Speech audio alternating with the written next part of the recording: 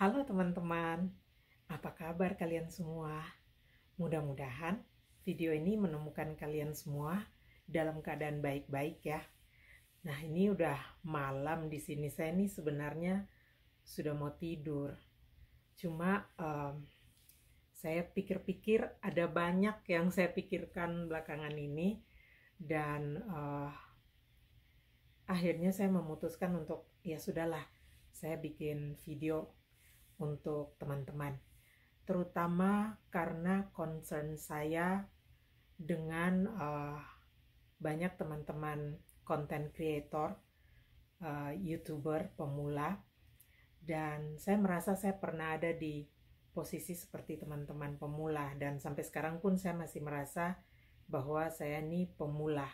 Nah, saya ingin berbagi pengalaman saya, hal-hal yang saya lakukan.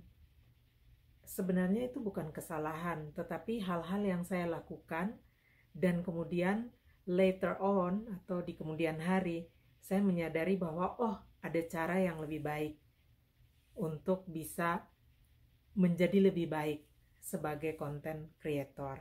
Nah, hal-hal yang ingin saya bagikan ini benar-benar saya alami pada saat saya baru mulai mengembangkan channel saya. Dan sekarang saya sudah 1 tahun lebih aktif di dunia YouTube ini, mengaktifkan channel saya. Dan sepanjang perjalanan saya ini 1 tahun, kurang lebih 1 tahun, Desember, Januari, Februari, sekarang Maret, 1 tahun 3 bulan, ada hal-hal yang merupakan pengalaman dan ingin saya bagikan dengan teman-teman semua. Nah, mungkin teman-teman saya sesama content creator pastinya mengalami hal-hal yang sama juga, dan mungkin juga lebih smart lagi dari saya. Tapi dalam hal ini saya ingin berbagi apa yang saya alami dan pembelajarannya seperti apa. Mudah-mudahan bermanfaat untuk teman-teman pemula ya, teman-teman content creator pemula yang lagi semangat-semangatnya mengembangkan channel di YouTube. Nah, mengembangkan channel di YouTube ini seperti punya stasiun TV sendiri menurut saya ya. Jadi tergantung kitanya, pendekatan kita dalam mengelola channel kita itu mau seperti apa. Kita mau pendekatannya adalah bisnis ya, business approach atau serius ya, dikelola dengan serius, atau kita mau yang santai aja, kalau lagi mood, lagi senang, ayo, kalau lagi males ya sudah. Nah, itu terserah-serah kita ya, karena kan channel setiap orang itu ya kembali ke orangnya, dia mau dibawa kemana channelnya itu. Nah, itu pula sama dengan channelnya itu dia mau jadikan channel apa gitu, channel masak-masak, channel musik, mau daily vlog, mau menceritakan tentang blog, live, atau apa gitu, atau tentang traveling, atau tentang berkebun, atau tentang apa saja ya, apa saja. Nah, kebetulan saya lebih mengarah ke daily vlog, tapi walaupun itu sebenarnya saya tidak menerbitkan atau memposting video setiap hari ya, tapi lebih ke live ya, kehidupan. Nah, dan tujuan masing-masing orang itu berbeda-beda ya dalam mengaktifkan channelnya. Saya termasuk orang yang awalnya mengaktifkan channel YouTube saya ini untuk bisa tetap terhubung dengan keluarga saya di Indonesia, khususnya di Papua, dan teman-teman saya di Indonesia. Itu awalnya saya mengaktifkan channel saya.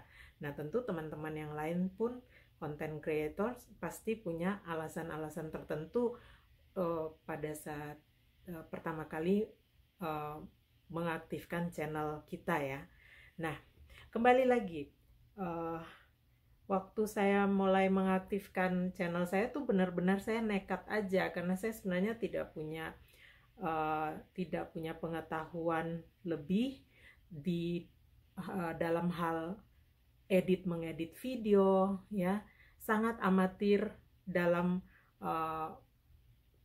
mengambil video dan hanya menggunakan handphone. Sampai hari ini pun saya lagi di depan handphone. Jadi saya memang tidak yang pakai kamera canggih dan sebagainya, mengeditnya di komputer dan sebagainya. Bukan tidak punya fasilitas, ada fasilitasnya, tapi saya tuh orangnya nggak mau ribet, nggak mau ribet, tidak mau pusing. Nah, jadi ceritanya saya cukup nekat waktu memulai mengaktifkan channel ini. Sebenarnya channel saya ini, sebenarnya saya di YouTube sudah aktif dari 2015. Tapi waktu itu saya menggunakan account saya itu lebih banyak untuk mencari informasi DIY, ya, hal-hal kreatif, ya, prakarya dan sebagainya, kerajinan-kerajinan, ataupun resep-resep. Nah, ketika saya sudah tinggal di luar negeri, di Amerika Serikat, barulah saya mulai terpikir kenapa tidak saya mengaktifkan channel saya untuk menjadi sarana saya agar tetap stay connected atau terhubung dengan keluarga saya di Indonesia, khususnya di Papua, dan dengan teman-teman saya. Nah, selama saya mengaktifkan channel ini, saya sangat merasa terberkati karena penonton-penonton setia saya tuh ya orang tua saya, mama saya, bapak saya, dan kakak-kakak saya, anak-anaknya mereka, ya, keponakan-keponakan saya. Ada ponakan saya, kakak saya, Kak Denny, anaknya yang namanya Kenjiro, itu dia senang sekali nonton video saya, terutama yang isinya salju-salju, ya, yang kemarin. Nah, ini videonya ada nih. Hai Anti Poppy, ini videonya. Itu siapa tuh? Tuh, itu siapa? Itu juga Uncle Don, dan ini dia menguras snow-snownya kan dari malam. Oh, itu Snow ya? Itu kan di bawah. Saljunya tebal sekali. Juga ada salju. Aku suka sekali dan gunakan sangat-sangat dan baju. Kenji suka Snow nggak? Suka sekali. Nah, itu dia ponakan saya tadi, namanya Kenjiro. Dia senang sekali lihat snow. Jadi akhirnya ya saya sebagai antinya ya berjuang juga, nekat untuk berdingin-dingin di luar. Yang penting bisa bikin video, ya, merekam dan membuat video untuk diposting di channel saya, karena saya tahu ponakan-ponakan saya mereka senang sekali nonton, keluarga saya, dan saya juga berterima kasih untuk semua subscribers dan juga teman-teman yang selalu setia datang ke channel ini dan nonton video-video saya. Nah, untuk rasa terima kasih saya ingin berbagi pengalaman, dan di sini di iPad ini saya udah daftarkan atau listing, ya, ada 10 hal dari pengalaman saya yang ingin saya bagikan ke teman-teman. Ini pengalaman saya waktu benar-benar waktu awal saya membangun channel ini, ya, dan mudah-mudahan bermanfaat buat teman-teman. Yang pertama, posisi kamera. Nah, sebagai pemula, waktu saya awal-awal bikin video, itu tuh videonya saya semuanya tuh begini posisi kameranya, ya. Kalau posisi begini tuh istilahnya portrait, ya, posisi begini. Nah, sementara untuk rasionya YouTube tuh melintang begini kameranya, ya, landscape. Nah, ini hal yang sederhana sekali, tetapi sebagai pemula waktu itu saya tuh tidak punya pengetahuan itu, ya, dan sampai ada teman yang memberikan komentar ya. Saya ingat sekali ada teman yang memberikan komentar, ini YouTuber Papua yang tinggalnya di Doha, Qatar, Pace Alex di Qatar. Nah, teman-teman, kalau mau tahu tentang informasi tentang negara Qatar, situasi di kota Doha, teman-teman bisa main ke channelnya Pace Alex di Qatar. Nah, jadi saya ingat sekali Alex bilang sama saya, kakak, itu kalau syuting, kalau ambil video, kameranya jangan begini. Maksudnya jangan posisi portrait, tapi harus melintang begini, landscape. Nah, belakangan baru saya tahu, oh iya memang harus landscape karena rasio untuk YouTube itu 16:9. Jadi itu rasio di mana gambarnya penuh di layar. Nah, layar lebar, kalau di Indonesia istilahnya layar lebar. Jadi sebenarnya memang kita tuh content creator seperti bikin film layar lebar. Jadi memang kamera posisinya, kalau di handphone posisinya harus melintang ya, landscape. Nah, sama pula ketika kita live streaming. Bagi teman-teman yang sudah bisa live streaming, yang subscribersnya sudah mencapai atau melewati 1K, 1000 subscribers, sudah mulai bisa melakukan live streaming. Nah, awal-awal tuh saya selalu keliru.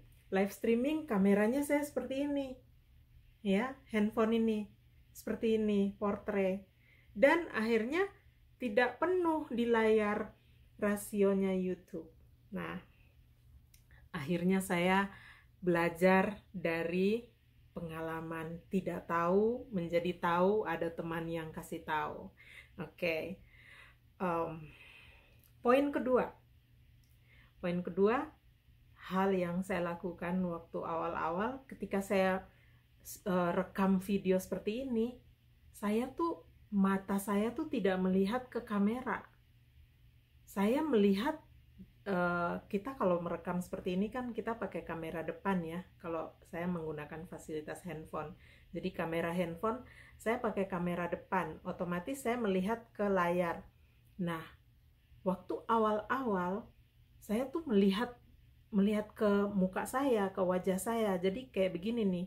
Jadi kayak saya syuting tuh saya bilang, halo teman-teman, apa kabar? Tapi saya melihat ke saya. Nah, setelah ternyatanya hasil rekamannya saya lihat, loh kok mata saya tidak di kamera ya? Karena saya melihat ke wajah saya di tampilan layar handphone ini. Begitu. Sementara kita tuh lebih baik lihatnya ke kamera. Jadi kalau kita lagi merekam video ya, sebagai content creator, teman-teman, kalau kita lagi merekam video seperti ini, di mana posisi kamera kita, kesanalah mata kita arahkan. Sehingga ketika video itu ditonton, orang bisa melihat ada, oh oke, orang ini melihat ke kamera. Jadi ada terjadi kontak mata ya, bukan kontak batin. Nah, itu juga saya sangat berlatih di awal-awal. Saya sering tergoda untuk melihat ke wajah saya. Jadi saya melihat saya lagi bicara, karena ini kan kamera depan ya. Jadi saya seperti ini, melihat sambil bicara-bicara begitu. Ternyata hasil rekamannya, loh ini mata saya kemana nih? Begitu. Jadi kita harus berlatih untuk melihat ke kamera ya, bukan berarti tatap mata saya, bukan ya. Oke, itu poin kedua. Poin ketiga,